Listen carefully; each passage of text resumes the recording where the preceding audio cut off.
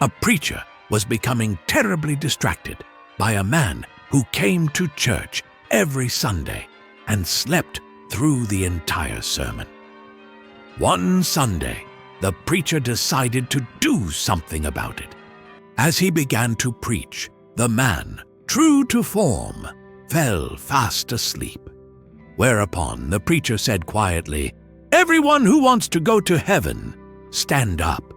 The entire congregation immediately stood up, except the sleeping man.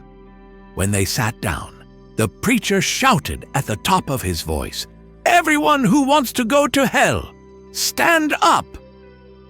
This startled the dozing man. Still half asleep, he jumped up, looked around to see what was going on, then said to the preacher, "I don't know what we're voting on, but it looks like you and I are the only ones in favor of it." One day, an old lady decided that she didn't want to live anymore. So she went to the doctor and asked, "What's the best way to kill yourself?" The doctor told her, "Shooting yourself in the heart is a fast method." She asked him, "Where's the heart located?" He replied, "It's 3 fingers below the nipple." When the police and paramedics arrive at the old lady's house, the paramedics ask what happened.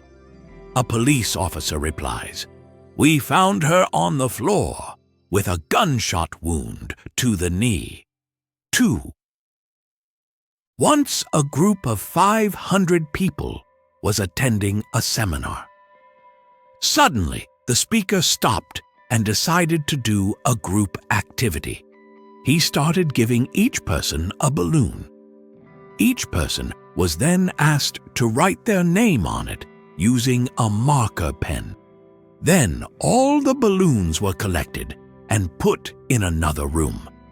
The people were then let into that room and asked to find the balloon which had their name written on it within 5 minutes.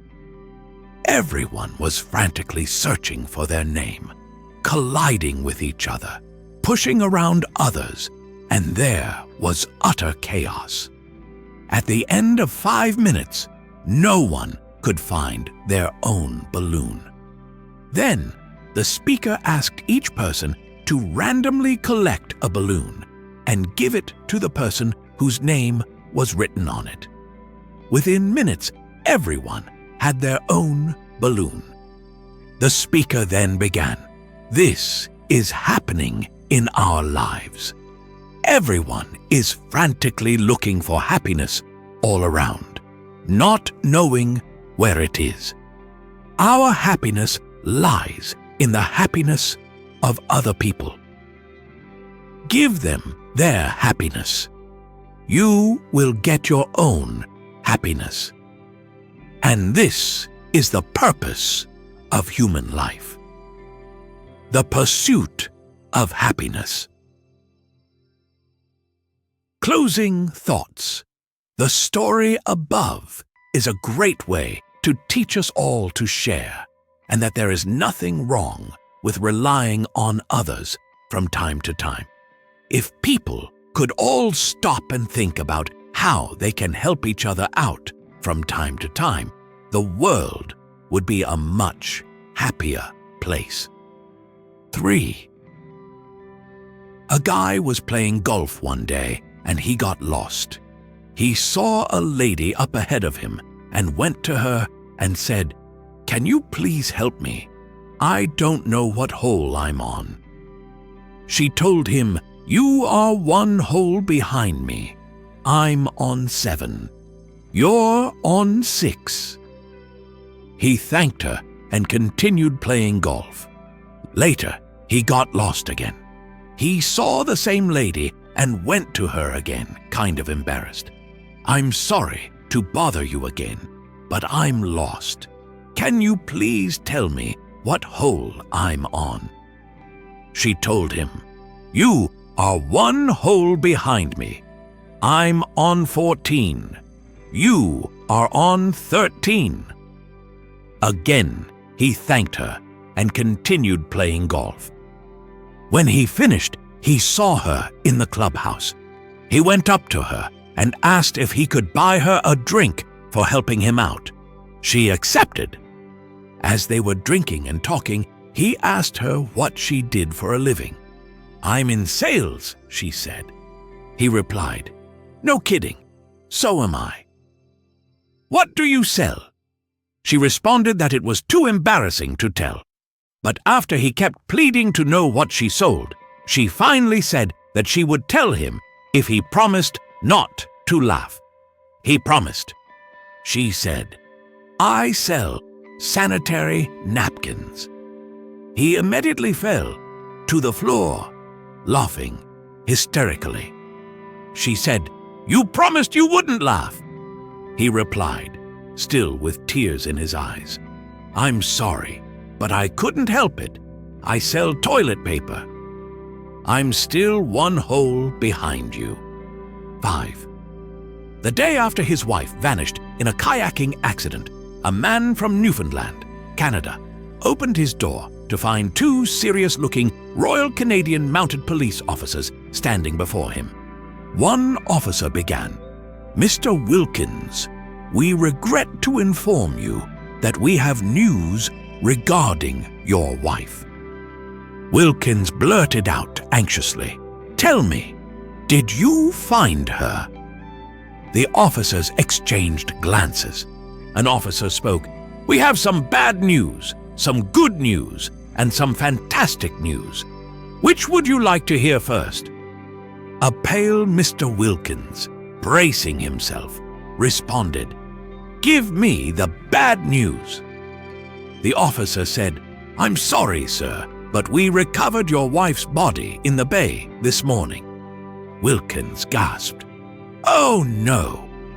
After a moment, Wilkins gathered himself and asked, "So, what's the good news?" The officer explained, "Well, when we brought her up, she had 12 25-pound king crabs and 6 large Dungeness crabs attached to her. We're confident you're entitled to a share of the catch." Stunned, Wilkins asked, "If that's the good news, then what's the fantastic news?" With a straight face, the officer replied, "We're pulling her up again tomorrow." 6. Little Johnny was told by his friends that adults have a deep, dark secret and can be easily manipulated. Johnny decides to test it. He comes home, goes up to his mother, and says, "Mom, I know everything." Mom shushes him and gives him $10. "Just don't tell Dad," she says. "Hey, it's working," thinks little Johnny. An hour later, Dad comes home from work. Johnny goes up to him and says, "Dad, I know everything." Dad gives Johnny $100. "Don't tell Mom," he says. Just then, the mailman knocks on the door. Johnny opens it and says, "I know everything, mister." The mailman drops all his mail. His eyes tear up, and he says, "Well then, Johnny, come give Daddy a hug." 7. At school one day, little Johnny's teacher asks the class to use the word contagious in a sentence. Cindy raises her hand. "Yes, Cindy?" She answers, "I was at the dentist's office with my mum, and she said not to play with the toys in the waiting room because the other kids were contagious." "Very good, Cindy," the teacher said. "Anyone else want to try?" Samantha raises her hand. "Yes, Samantha." She answers, "My dad tells me not to yawn because then everybody else yawns. He says yawning is contagious." "Excellent work, Samantha. Very creative," the teacher praises. "Okay, one more. Volunteer Little Johnny raises his hand. "Yes, Johnny?" "Well," he says, "I was helping my dad in the yard last week, and we saw the neighbor painting his house. He was using a small brush. So I asked my dad, 'Daddy, why is he using such a small brush?' And he says, 'I don't know, son, but it's gonna take that contagious.'" 8. While teaching a class, a teacher trying to teach good manners asked her students the following question. "Michael, if you were on a date having dinner with a nice young lady, how would you tell her that you have to go to the bathroom?" Michael said, "Just a minute, I have to go pee." The teacher responded by saying, "That would be rude and impolite. What about you, Sherman? How would you say it?" Sherman said, "I am sorry, but I really need to go to the bathroom. I'll be right back." "That's better, but it's still not very nice to say the word bathroom at the dinner table.